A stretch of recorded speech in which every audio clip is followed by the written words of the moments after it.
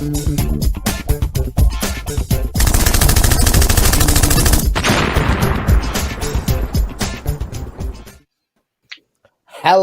and welcome. I am the Restless Kaiser.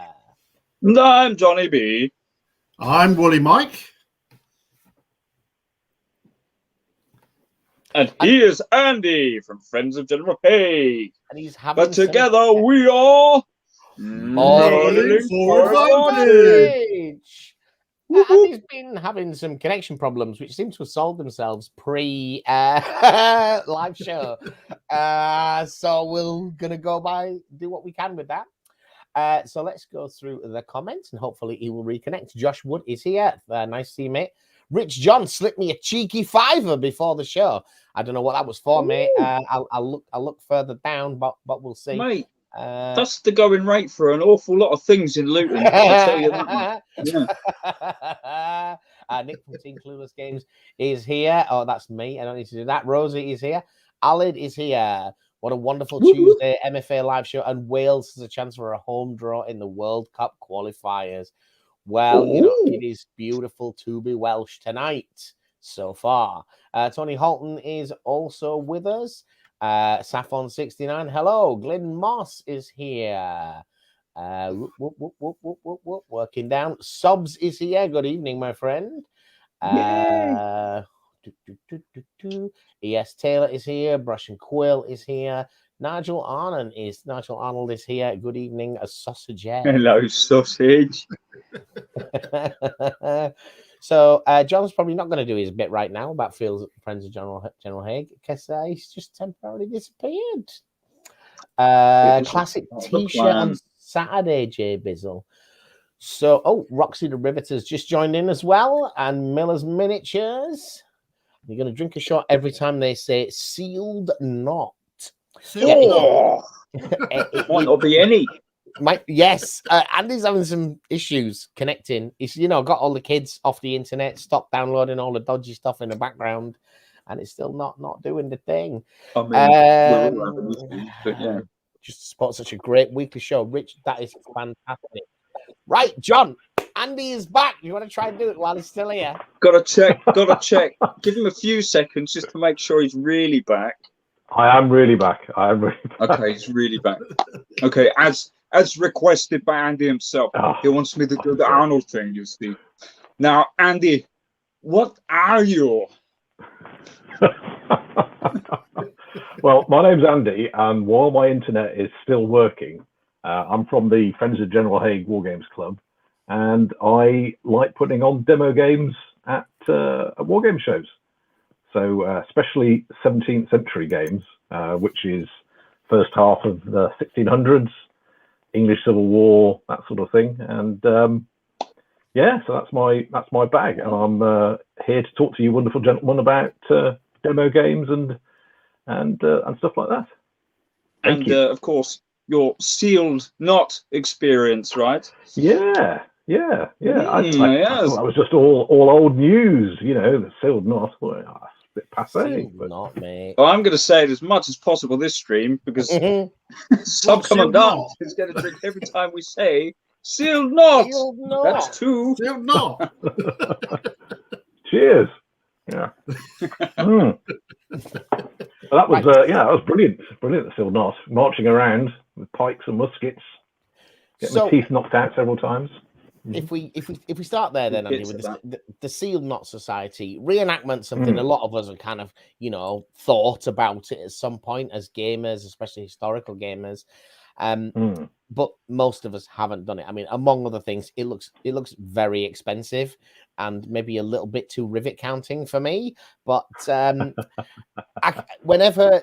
Sealed Knot is like the most famous, it's the largest, which is interesting because I wouldn't have thought English Civil War would end up being the big thing that it is. It's not nearly as big in wargaming as it is in reenacting. But every time someone mentions Sealed Knot, I'm reminded of that Bill Bailey sketch of a lot of blokes in the pub going like, "We don't want to do nice B, we always lose. You wankers." And I'm thinking, if it's a load that's of exactly like that. Getting dressed up on the weekend, that's probably more accurate, isn't it? Yeah. It's like toy soldiers in that there's degrees of rivet counting. Yeah, there's people who go away at the weekend and they will refuse to use a plastic glass or a plastic tent until Monday morning. So they're totally in it and they'll talk 17th century stuff. And then there are other people who are going then a bit more relaxed and are just wanting to, they'll fight the battle, but then they'll go and have a pint of beer in a glass and sleep in their car and eat a kebab on the way back from the battlefield, sort of thing. So there's a mixture. And I started it when I was sort of 18, and so you'd turn up and people would lend you stuff, and so you'd just try and have enough money for beer for the weekend, and that was it. And then you'd sort of collect bits of kit as you went along, and and make stuff. I can remember my mum made my first shirt with a big frilly collar sort of thing out of an old pillowcase or something. And are we a royalist there? I was a royalist, yeah. Although there's not really any difference in dress for grunts, for pikemen, like I started. You don't have much difference. But then you can, then as you get older, you can spend as much as you want. So I had some, armor made for me in the end, back and breastplate and a Burgonet helmet, and so you can go crazy eventually. And, people turn up with horses and stuff. That gets quite expensive. Crazy. So, it's good, and it is fun from that toy soldier's point of view of what is it like to carry a pike. I mean, it's obviously massively different to the real thing because nobody's trying to kill you. And you haven't got dysentery and you haven't marched for months and months outside. But just that vague, so how do you carry a pike and how do you as a group of pikemen march about? Well, how do you get a pike on the train? It's tricky. It's tricky. I had for a period I had a 2CV, and when it was my turn when it was my turn to take the pike, you just flip the roof back and just slot these pikes in, and then my girlfriend, who's my wife now, would sort of be driving along the M6 holding onto these pikes, and then trying to make sure we didn't break too suddenly and lose them all out the front, sort of thing. So, and spear somebody in front of you. Yeah. But it was the 80s, it was the 90s. Things were different then. There was no health and safety. Yes. Okay. So the experience, because obviously it's come up recently in my conversation because I interviewed John Stallard a few weeks ago and he was talking about it. And your kind of time in the SEAL it's back to that golden age, right? Yeah. So you knew Brigadier Young and all that back then. Well, I wouldn't say he spoke to me once. That was like the proudest moments of my life. 3 Commando, the leader of 3 Commando, DSO, MC, 2 bars. DSO, MC with bar and another bar. Bravo. Yes. Yeah. And I've read loads of his books. And so literally my interaction with Brigadier Peter Young, God bless him, was I was stood in a line of pikemen, and he'd come out of the pub to review us, and he marched down the sort of front line, and he came down, and I was a very new guy, so I was right at the back, and he was sort of commenting, oh, very very nice, breastplate, well done, and he got to me, and he sort of just stopped as he was walking past me and looked at me and said, you're very tall, well done. And just marched off. I've achieved something. Right, brilliant. Yeah. So proudest moment of my life. And John Stallard still says to me, he'll still say, "Oh, you're tall" when he sees me. Yeah. So right. Yeah, because John was the CO of the regiment I was in, so he was the boss of the regiment. So, so I can't claim any knowledge of Peter Young beyond that, other than he was a hero, and it was just he spoke to me once, and I still dine out as I am now on that story. Hey, you've been in the company of giants, shall we say? Yeah. So what was the appeal? You mentioned that there's people that get into it and like really get absorbed in that reenactment experience, living history, as it were. What was it? What was it for you? Was it just the beer and the camaraderie, the flowery shirts? I think it was certainly that aspect of it, but I think it was a period I was really interested in because I played English Civil War games, back then as well, and it was like, wow, this is sort of doing it 1-to-1 scale, And so it just who doesn't want to play toy soldiers? You run around in the woods as a kid and hit each other with sticks, and this was just doing it as a grown up. This is good. There were explosives and beer. Did I mention the beer? And yeah. If I was going to stand out in the sun all day, I'd need to be beered up beforehand, right? That really help. If I was doing sealed knot, I'd need a beer or a drink. Yeah, that was one thing that we're quite picky about, was not being totally drunk before the battle, because if you did need surgery or anything, then it was difficult if they couldn't give you painkillers and stuff like that. So we tried to not be drunk before the battle, but then do it afterwards. That was the one rule. We tried to be not drunk. Yeah. There was no breathalyzer. Oh, I'm trying really hard, boss. Yeah. So one of the things that I, as a wargamer and a historian, and they're two very different parts of me, and they often clash, right? And at the end of the day, in my games, I'm prepared to sacrifice quite a lot for gameplay. I want to play a game that lasts an hour and a half, that I can get a little bit immersed in the experience. But mostly, I want to win big on a 6 and lose hard on a 1, and it not to be too complicated, which really doesn't fit in my interest, because I'm really fastidious about history. There's things that are right and there's things that are wrong, and it's important. So I don't read historical fiction because I worry I conflate actual history with something I read in a novel somewhere. Over time, it all gets a bit, as you get older, it all gets a bit mixed up where it came from, doesn't it? You'll be telling me Sharp isn't real next, No, although I did meet Bernard Cornwell once. Wow. I used to work on a prison service and as a librarian, and I worked on the Isle of Wight. And they were doing a project where you probably not some people do, but audiobooks. Right? The thing about audiobooks, certainly at the time, and this is where I met Mike, by the way. He wasn't in the jail; he just lived on the island. Pretty much the same thing, the Isle of Wight, though, isn't it? There's a big moat around it. You can't just get off there. Well, that's something like that. There's 3 jails on the Isle of Wight, and I was the librarian for all 3 of them. Anyway, there was a lot of audiobooks are not available unabridged if they're recorded, so especially with something like Bernard Cornwell's books. He's got a lot of them.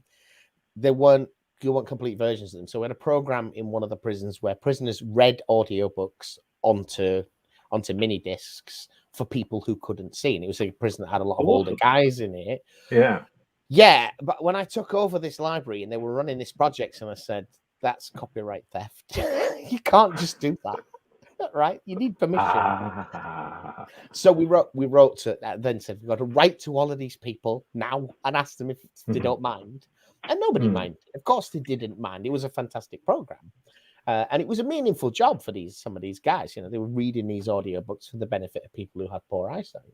But Bernard Cornwell's reply was like 10 steps beyond. It's like, this is an amazing project. You use all of his work. Bernard's really pleased. So I'll type, go on in.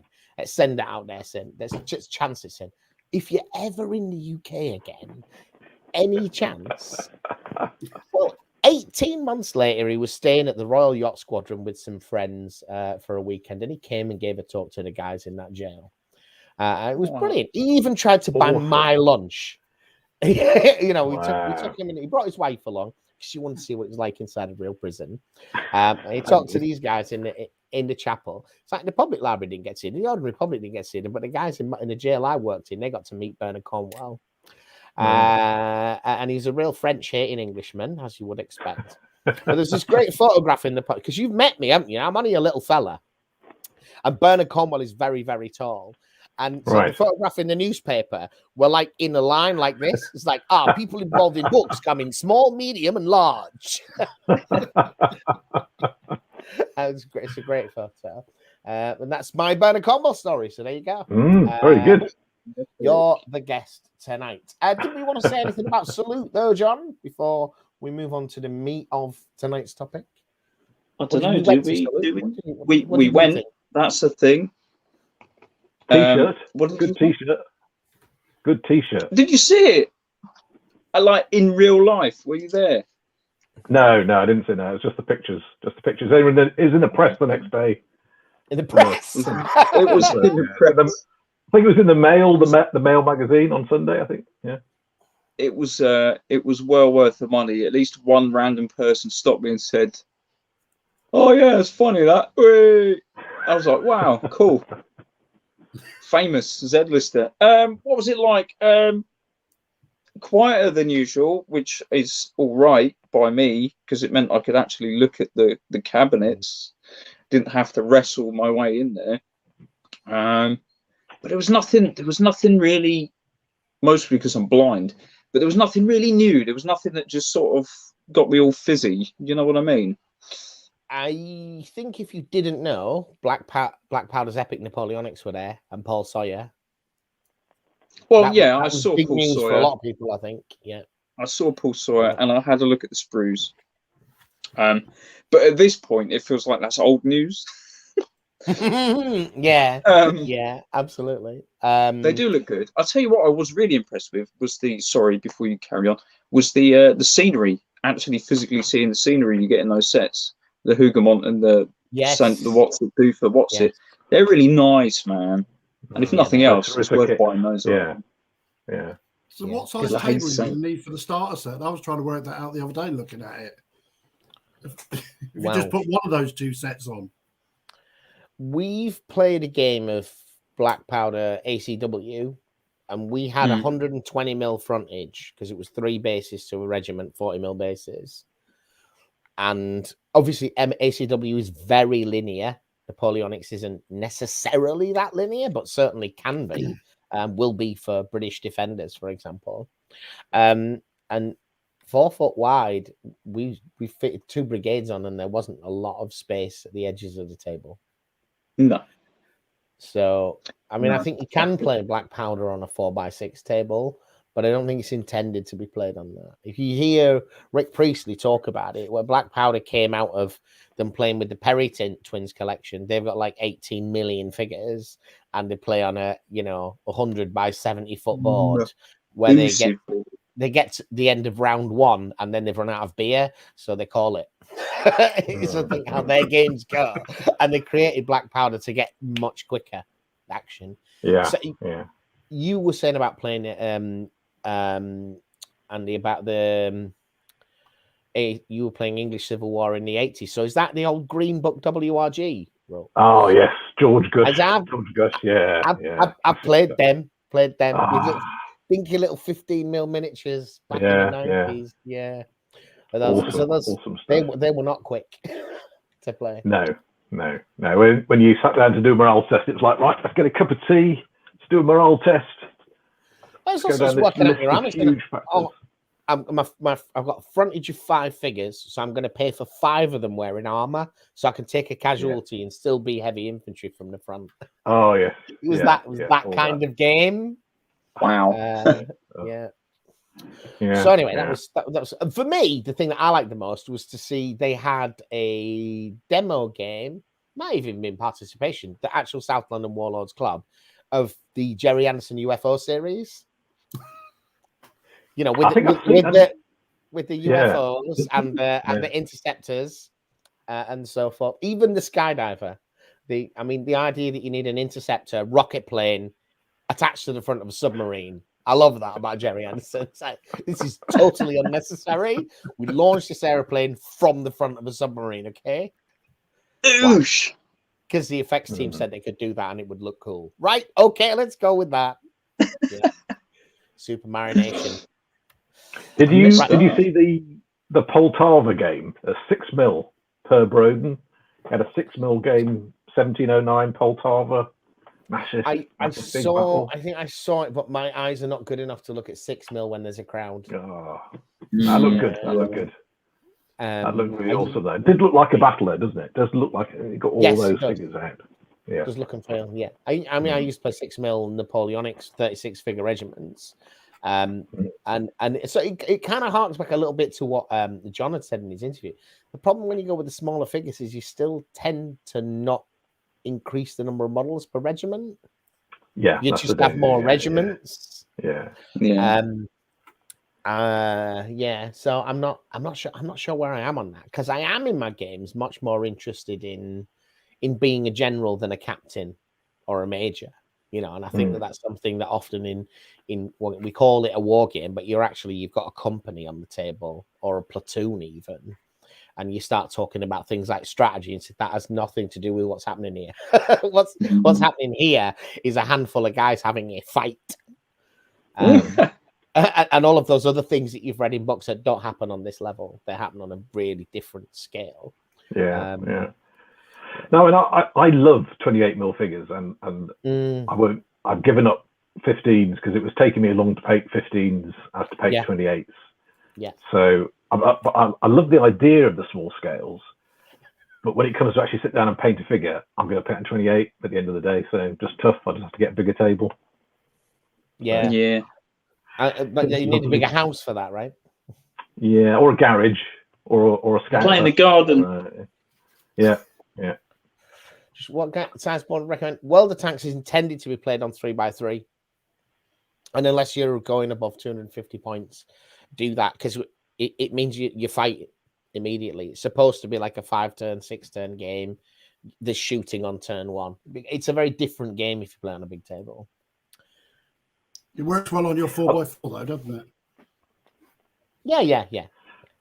I think one of the things with like black powder is that the move distances are big. So you infantry move 12 inches in black powder, and so if you're even if you're on an 8x6, when we played a game at our club the other week, French v Brits, classic French columns coming in against the British line, and the French guy rolled 6 or something for his command dice first move, and bang, the French were charging the British lines on the first turn. You think, blooming this table's not big enough. But I think the idea is that often in war games you can spend the first hour or whatever of maneuvering around, and perhaps some people like that and stuff. But I think what Rick was trying to do was like, well, that's the boring bit. And what he talks about is that they just get into the exciting bit and then they'd have to go home. Yes. But if you get all that maneuver bit out of the way, if you just go bang straight in, okay, right, the units are now charging one another, they're close range firefight, then you're getting to that bit of the action quicker. So I think that's what you need to sort of adjust your mind to it being a different sort of game. Because the first time we played Black Powder in Worcester, we hated it. It was like, well, what's John trying to sell us?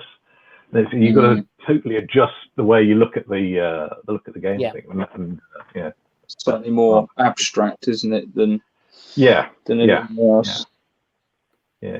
I mean, as you say, Kaiser, when you go back to the old traditional games, when you sort of, you move 6 inches and you sort of crawl around the board, it's a complete, it's not saying one's better than the other, but it's a completely different game.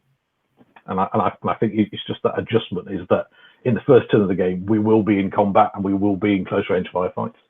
But what's interesting about that, though, to say that, and what you do need, you don't want to be playing Black Powder with 4 or 5 battalions or 4 or 5 regiments, because it doesn't work like that. But once you said that, like these French, they can make 3 moves in a single turn if they make a good dice roll, but that is not something you can rely on. So there may be a first turn charge, but if he's trying to do that, his army is going to be completely split up all over the place, because only one of those brigades is going to go in. The others won't. That requires far too much luck, and they'll all be staggered about across the battlefield, having failed to make this charge. And it does have, once you get within 12, you're then kind of in that tactical move, aren't you? Yeah, so, I have played games like, I think, was it Crossfire or Rapid Fire? One of them, that kind of 90s, noughties games where movement and turns were much more initiative driven. And as long as you had initiative, you could keep going. Yeah, Crossfire, Artie Conliffe, and the no take measures. Yeah. So there were issues at some points with the no take measures, but that broad principle, what you don't want on a war game is for players to have to play through inactivity, for turns to pass where nothing of any consequence can or does happen. And what players really hate is losing control of their models. So I think a much better way of simulating that is to say that things, there are some things that are happening on a kind of different time scale to others, and those big movements of a redeployment of troops from one flank or the other that require big dice rolls and black powder, they're that, right? They're just a different way of simulating that fact. These troops, they're not engaged. All they're doing is marching behind the lines. They can cover a hell of a lot of ground in the time. Yeah. When these guys who are fighting, there's bits when there's fighting, there's bits when they're not, but they can't do anything until that's resolved, whereas other people can just keep walking. You know, so telescope in time, you need to kind of work on a different narrative scale, I think. And I do like that, because I think the alternative is everybody moves 2 inches every 10 minutes. You know, and it's like, this gets to some really, really boring bits of the game. And it is a game, though, that you get very quick results. You go, oh, didn't do very much. Oh, that unit's destroyed. Didn't do very much. Oh, that unit's destroyed. And then quickly you're suddenly like, you don't actually have any force cohesion now. Your army leaves the table. Boom. Right. But you've got a result, because a lot of games don't finish in a lot of systems. A number of times I've played games that it's 10 o'clock. Let's just leave it. Yeah. You know? And I think Black Powder's got the kind of combat resolution system. And Bolt Action is similar. It's speedy enough that the end doesn't feel that far away. There's a lot of model removal happens in Bolt Action. There's a lot of unit removal happens in Black Powder. Once you reach a certain point, because of the stamina rating thing, isn't it? Yeah, that's right. They suddenly start falling off in droves. Yeah. It's that control thing. It's that control thing you say. Is that I know people who won't play Black Powder because they can't stand not having control over their toy men, you know, sort of thing. Total control. Yeah. And, you know, fair enough. You know, horses for courses, sort of thing. I mean, I quite like that, because I think I'm officially the worst player in terms of winning games in our club. But I don't.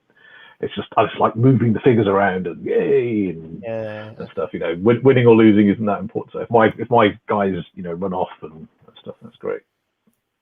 Good. That's not in relation to your comment. If you don't know, I'm gesturing at people who are making comments. So I don't know whether you're able to answer this one. We haven't looked at it yet. We're tempted. And Callum has painted a French force for me. And I might get him to paint a British force for John to play after Christmas when he's got some time, but no promises. Do you know how Black Powder differs from Short Practice? I mean, if you played both. Yeah. So, I mean, short practice is, I think they call it large scale skirmish. And so the Short Practice is, to me, it's like reading a Bernard Cornwell book about the 95th. It's all about, you know, will my squad of the, you know, the 52nd Oxford Light Infantry, will they reload their muskets in time before the French column arrives? So it's just going down a level of detail, and some, you know, lovely little mechanisms in there, and it's got a, you know, a sort of typical Too Fat Lardies command system around it. So it's a lower scale in terms of number of figures, and lower scale in terms of the sort of things it's recreated. Where Black Powder is much more about, you know, we're doing Quatre Bras, or, you know, the left flank of Waterloo today, and I've got 20 battalions, and, you know, we're going to move through the whole thing very quickly with some abstractions to get us through there. So quite different. But I think if you play Napoleonics, one of the most disheartening things is you think, I'm not going to play a game for 2 years because it's going to take me that long to paint all the figures. But if you paint up sort of, you know, 20 aside, you can have a game of Sharp Practice while you're still building up your stuff for Black Powder. And I think there's I mean, my favorite period, that 17th century stuff is that, you know, I was saying to somebody this week was, well, you paint 6 figures aside and then play something like On Guard, which is like a skirmish, you know, fencing, you know, swashbuckling game. Then once you've got sort of 40 figures aside, play Pikeman's Lament, which is another slightly bigger scale game. And then once you've got your 6, you know, battalion aside, then play Pike and Shot, something like that. So yeah. And to clarify, just we've said Black Powder a lot. So Pike and Shot, Hail Caesar, Black Powder, they're all kind of the same system at its core, but they've got nuance within them. Yes. But and they're just enough to really confuse you if you play the 3. You play them all. Yeah. But you could, if you've played Black Powder, you could pick up Pike and Shot. Yeah. And you could play it without reading the book, and you wouldn't be very far off.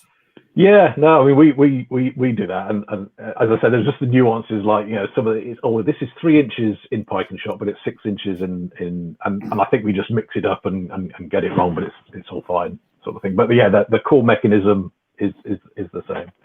Hail Caesar's got some slight differences. It really focuses in on the combat more, but I think, as I understand it, Pike and Shot was originally going to be just an army book to go along Black Powder.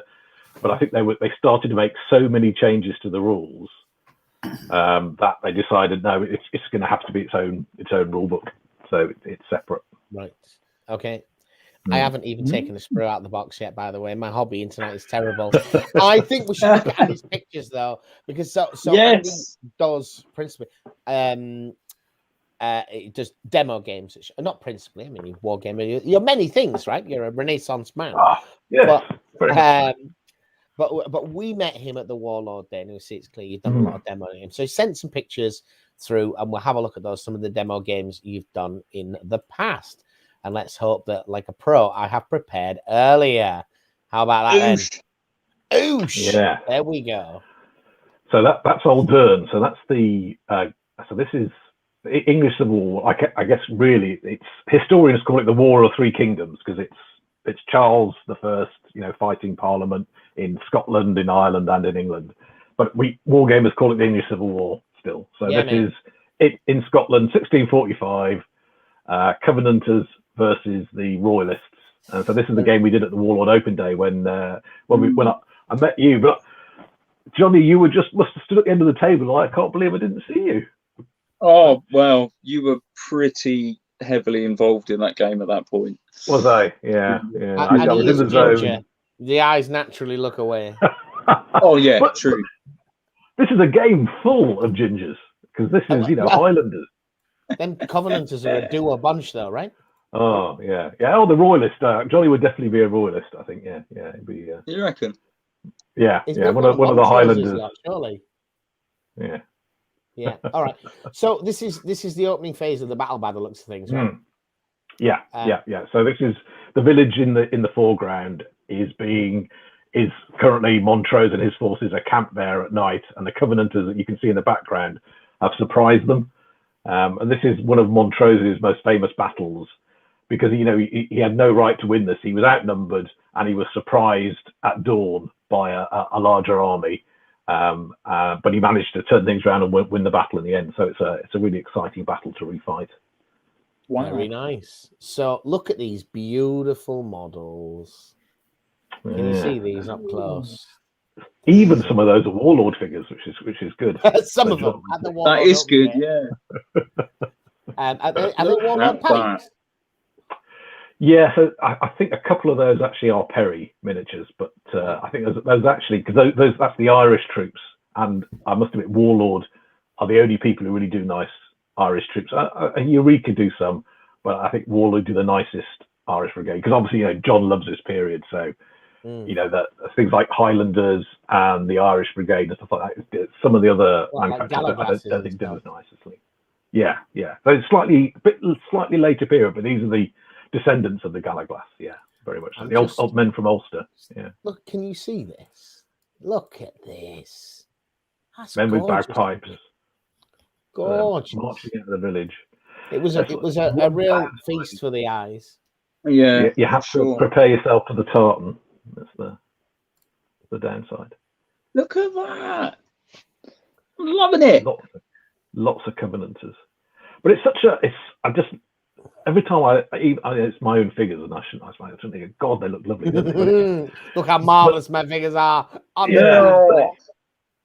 But it's such an attractive looking period, I think. It's because you've got pike and musket, so everybody's looking you've got that difference in the infantry. You've got combat infantry and firepower infantry working together. You've got big flags. You've got guys on horses, gunpowder. Yeah.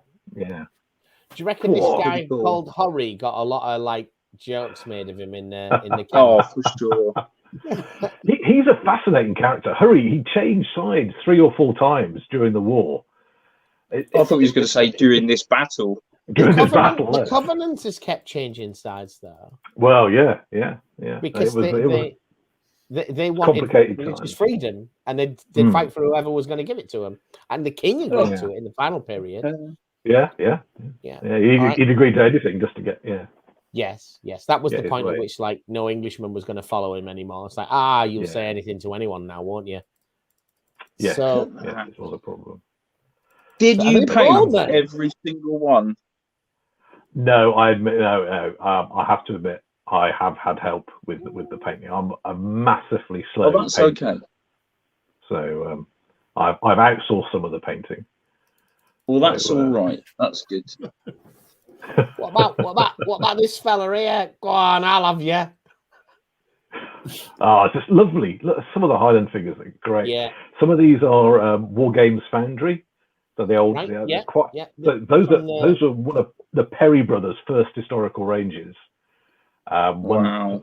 I think it was still when Citadel Miniatures and there was sort of Brian Ansell broke off the historical guys from Citadel Miniatures and created War Games Foundry. And so those are some of the Perry's first figures, and I love them. But when I've been at the shows and I said to one of the Perrys have been, I said, "Oh look, this is one of your old ECW range," and I thought, because they've advanced so much now in their sort of skill in sculpting and stuff. But they're very characterful. I love them. But I think the Perry brothers have definitely moved on in their skill and stuff. But I mean, absolutely look through these pictures, and there's no war gamer in the world. This is why we do wargaming, right? Even if you play World War II, you still, this is what you want it to look like. Yeah, for sure. This magnificent looking army. This is beautiful. On a realistic looking board as well. Yeah.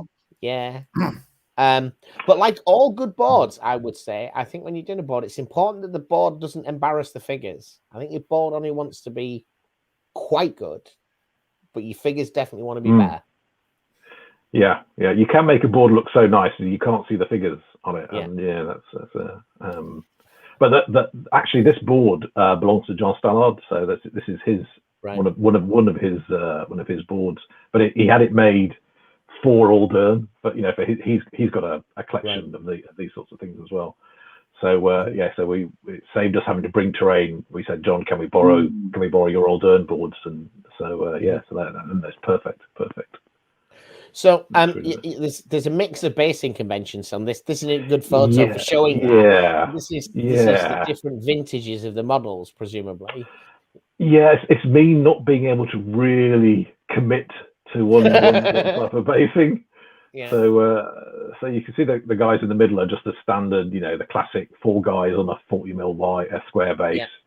And that's the standard. But then you can see some guys that have done, wouldn't it be great if I put them all on 1p pieces and then put them on those fancy Sabo bases from war bases? So I could take them off then and do a skirmish game with them as well. And then I go, no, but I really like doing it the other way. So unfortunately, I do have a bit of a mixture of basing. Yeah, and then you've got some horses on the left in a movement tray with and some commanders on. They're not even pill bases; they're ovals. Yes. I might have actually had to ask war bases to design those specifically. War bases are brilliant. You can email them and say, could you do me a base a bit like this with that much? And they'll say, yeah. Tough and take me. You can have 6 of them, sort of thing. Brilliant. Right. Absolutely awesome. Yeah. If you want a funny base, they're your boys. Right, because it's plastic. So no, Charlie Foxtrot is who we get ours from. Keep that in mind.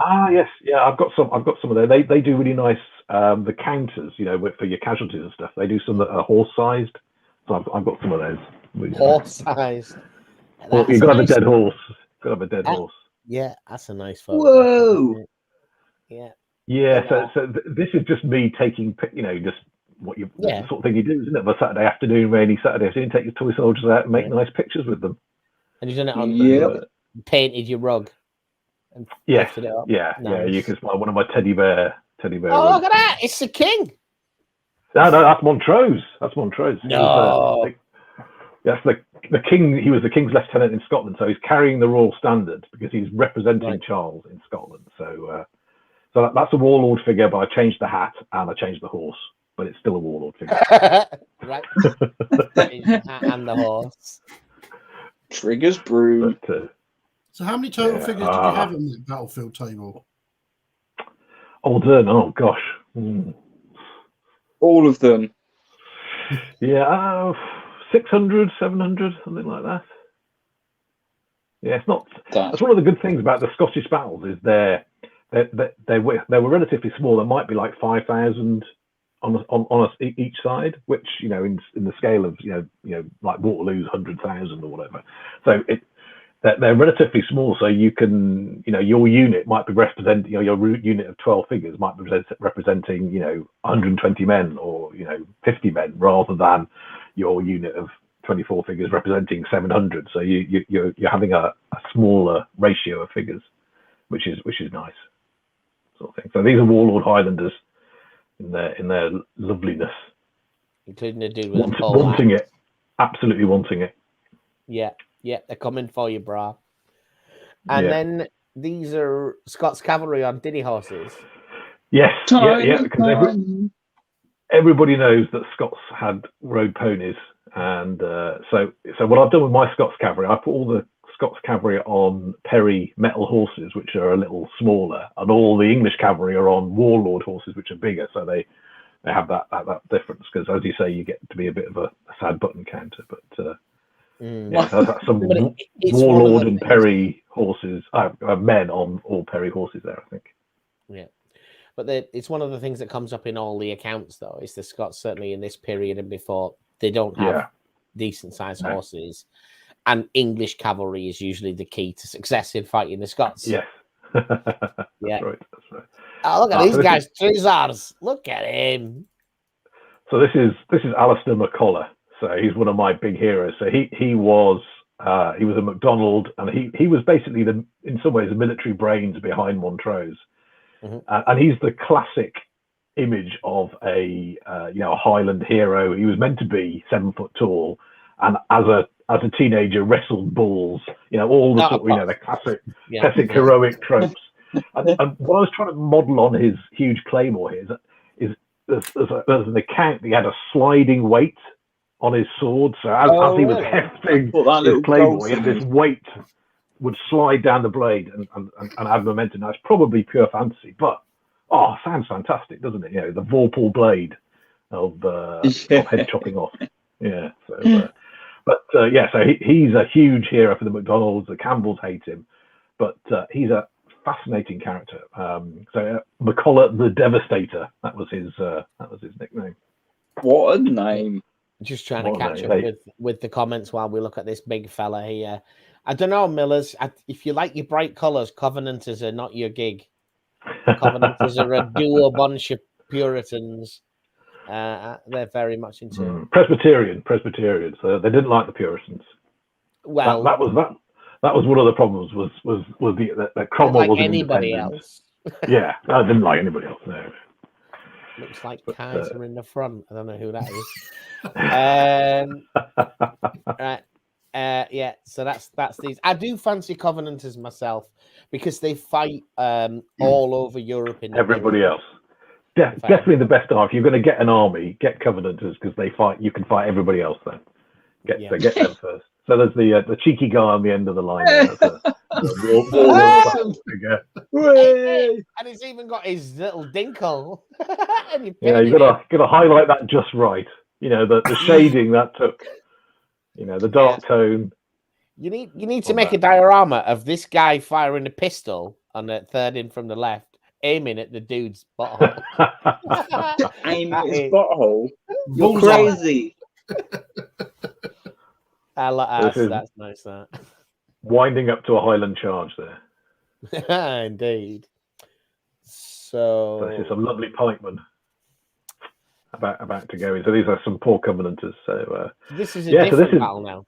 Yeah. So this is the English invasion of Scotland in 1650 and 1651. So this is Cromwell falling out with the Scots, and so this is an English force, and they've actually captured this star fort in a dawn raid, and are now basically fighting the Covenanters. So this is it. This is English troops who are basically taking up a position in what was a Scots star fort. And yeah, so it's a relatively unknown battle because it didn't have a big impact on the campaign, but it's a nice little force, about 5,000 aside again in the actual fight. Cavalry there. Ah, yes, yeah, the English horse, nasty old English horse coming in. So so this is the English Commonwealth Army. So this is the army that evolved from the new model army. But so these guys, especially the cavalry here, some very, very good troops. Veterans fought the way through the English Civil War. And as you were saying, guys, the main strike force, the main battle winner here is the English cavalry. Bless you. Ah, dear. But interestingly, in this period, not just in England, throughout Europe, cavalry don't quite fight how one might expect them to fight. Do you want to tell us a little bit about how these guys who don't have lances, how they're going to fight? So a classic medieval, knight with a lance, that has become replaced by armored men with pistols. So this idea had a great big pistol with what's called a wheel lock mechanism, and it was much cheaper to train somebody to use a pistol than it was to use a lance. To use a lance, you had to be brought up to it, and it took you hours and hours, and in practice. Whereas a pistol, you had to learn to. Once you could just ride up and shoot somebody in the face, and it was all over. So the pistol became the primary cavalry weapon. And they sort of evolved into it's more fun just to ride up, shoot, and then I'll go to the back of formation, and the next guy can come up and shoot. And so they had this formation called caracole, where they would they'd ride up, and the first rank would fire and retire to the rear. The next rank would come up, fire, and retire to the rear. And then once that looked like it was having an impact, then they'd perhaps draw their swords and go in. And that sort of started to make cavalry sort of less the battle winner. And then there were different commanders, and the most famous one, I guess, is Gustavus Adolphus, the Swedish king, said, well, I wonder what happened if we actually didn't stop and fire our pistols and we just kept charging in.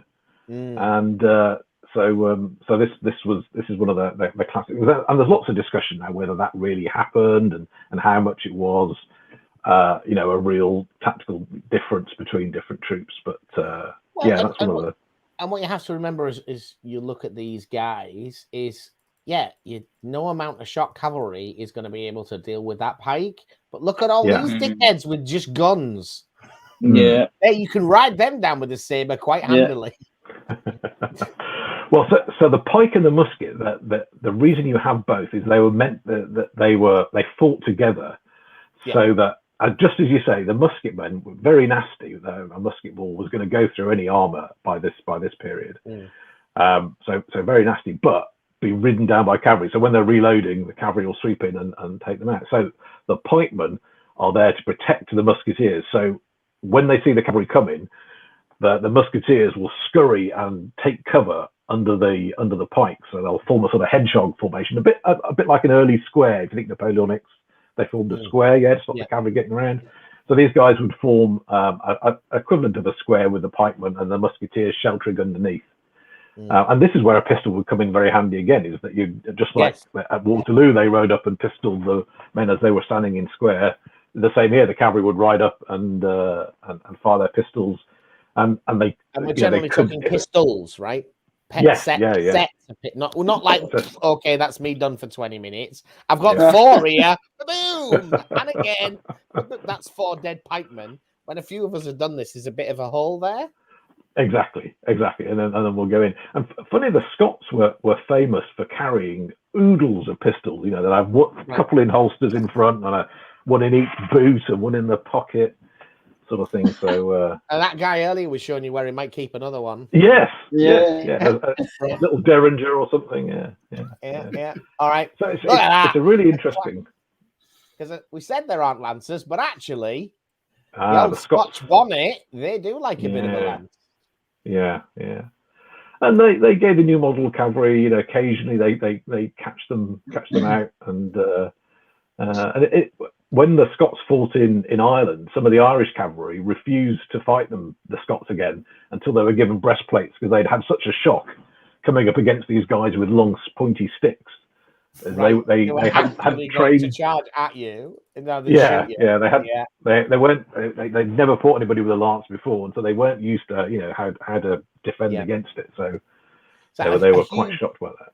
A huge amount of cavalry in general, I think, is nerve.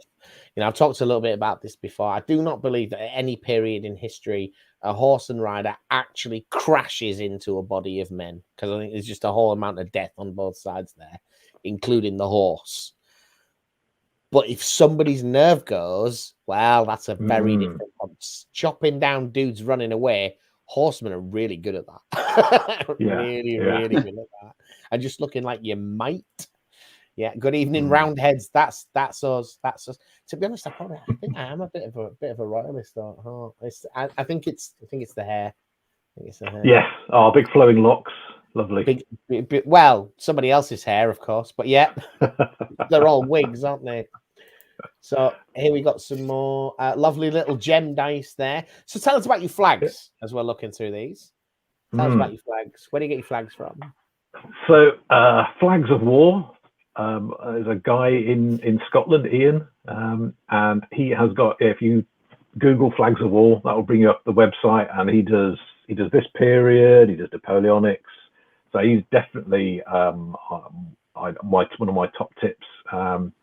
But there are GMB, another flag manufacturer. If you Google GMB flags, they do some nice ranges. And some of these guys, do they send you the bits of paper, or do they just send you PDFs or whatever? They send you the actual bits of paper. And there's a guy in Spain who I've ordered some flags off. I think he's called Adolfo Ramos.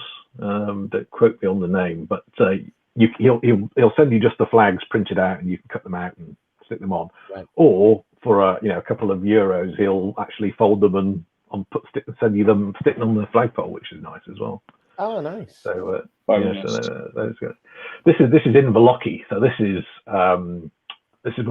has got Highlanders on both sides. So this is the Campbell Highlanders versus the MacDonalds, the MacLeans, the Camerons, and a bunch of Irish guys having a huge Highland smash up, and very, very nasty sectarian battle in terms of, once the Campbells started to lose, it was all over, and there was no prisoners, sort of thing. It was interesting that there were some Covenanters here, and they were almost sort of, once the Campbell army broke, the Covenanters were almost sort of ignored, because they wanted to make sure they cut down as many Campbells as possible. Because it was a grudge match. Yeah, very, very much so. Very much so. So, in some ways, the Civil War in Scotland was more about people who had long-standing grudges against other groups. So so this is in Voloki at Salute. So that was quite exciting. So. Was this the previous Salute before this one? This was 2017, actually, I think.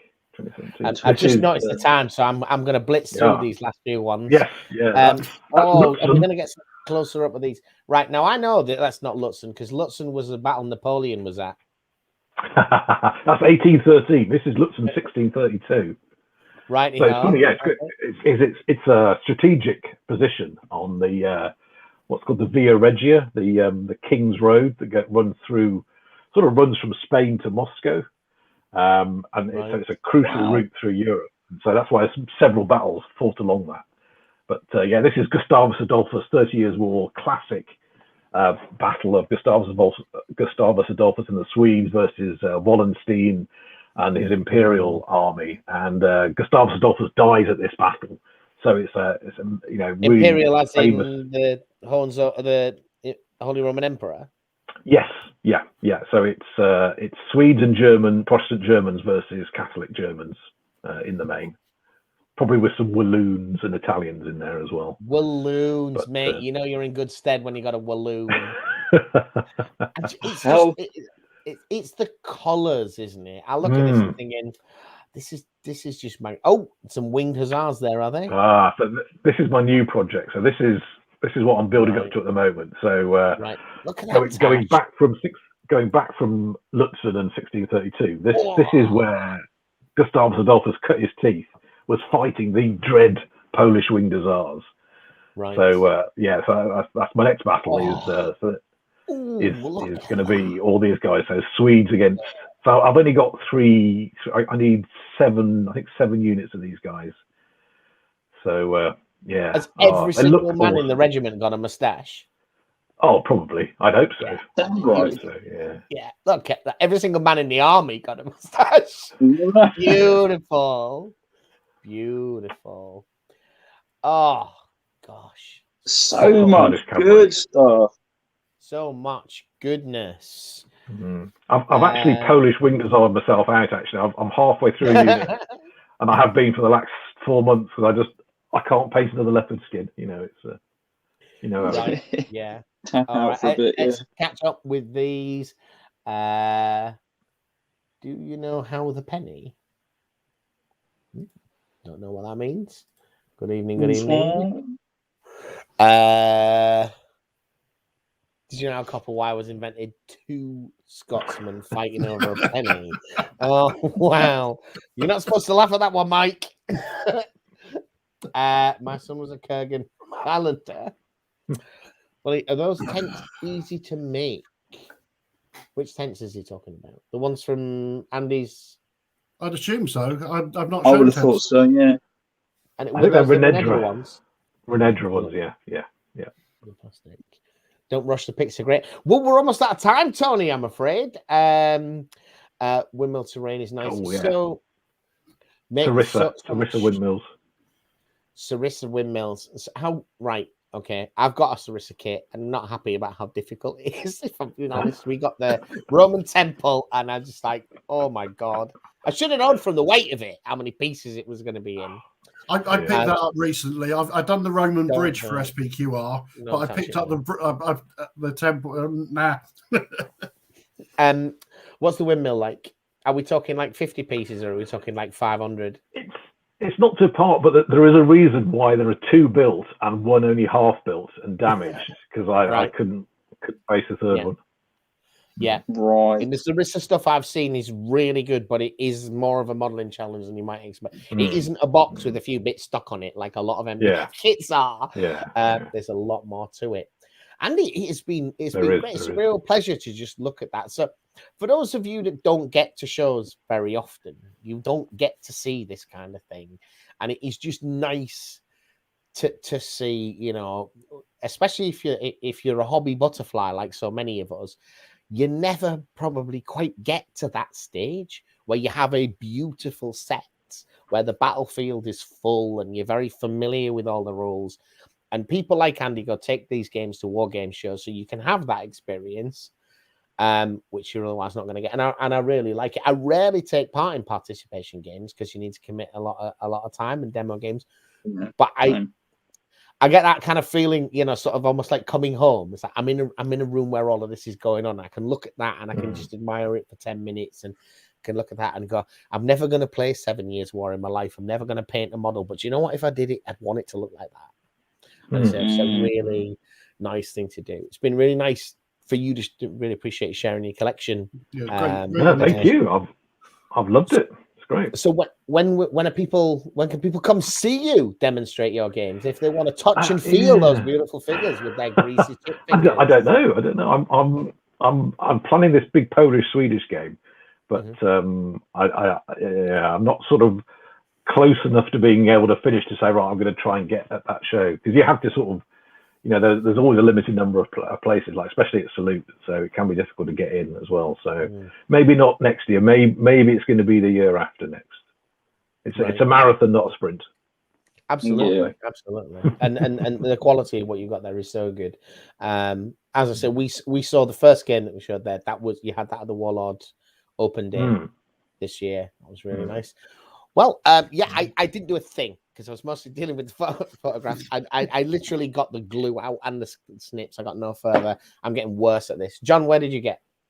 You're not getting worse at this at all. You did all right. I didn't say what I was doing, but I'm just painting boots on these halberdiers again because they're not Romans, so that makes me happy. They're not Hero Quest. They're that other thing, aren't they? With the plastic sheet and the squares. What's it called? Yeah, Battle Masters. Battle Masters. Yeah, the toy game. Wally, Mike, did you get much done? I've been base coating chainmail on some more Romans for SPQR. Womans, Caesarean Womans, and shields.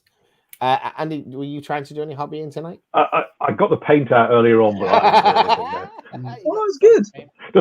I've got paint. Andy did send me through a clip from the movie Alatrist. You know what Alatrist, Pike and shot war battles are like. Seems like they're all fought in a really like Lawrence of Arabia type dusty setting, and it's about being stabbed in the armpit while you're distracted. It's an incredibly violent few 5 minutes of little scoundrels running around stabbing the pikemen with a knife. Gosh, man! Like I'd never considered that, and I don't know how common that was, but it's like, yeah, that's what you would want to do in a situation like that. And these guys are busy. Yeah. Right? Yeah, go on. Yeah. A couple of guys. So you've got to Google Alatrist final battle, and it's 30 minutes worth of anybody's time. Yeah, it's just the nip under the pike. Wall, This couple of guys just running underneath it, like, damn you, you're like, they're like, yeah, that's nasty. That is. I want that job. Yeah, no, mate, you didn't. I don't think, because those guys are being proper hated. They all know they are. Like, I'm watching you, you little good. Right, yeah. So tomorrow, further from our trip to Warlord, the interview with Paul Sawyer is releasing tomorrow. For those that want to see it, that will premiere at 11:45, which is our usual start time. On Friday, if I've managed to finish the edit, and I'm sorry about this, we have filmed the unboxing of the new Bulge kit, but I haven't had time to edit it together, because I need to put all the pictures of the sprues and things in, or it loses a lot of its meaning to you guys. So it does take a bit of time. If I can, I'll get it out for Friday. If not, I'm not sure what it'll be on Friday. We have filmed a kill team, which again is in the list of things to edit. So that was about it from us. Andy, just remind these people where they can find your blog posts and stuff like that if they want to love you more. Yeah, if you Google Via Regia, Viaregia, that will come to my blog, you can see most of those pictures actually you've shown, plus some others. How to paint Polish Winged Hussars leopard skin. Very nice. Top article. Very nice. So on that note, guys, I hope you've enjoyed the show. Thank you for coming, Andy, and thank you for watching. Thank you, Andy. Bye-bye. Thank you, everybody. Thank you very much. Cheers, everybody.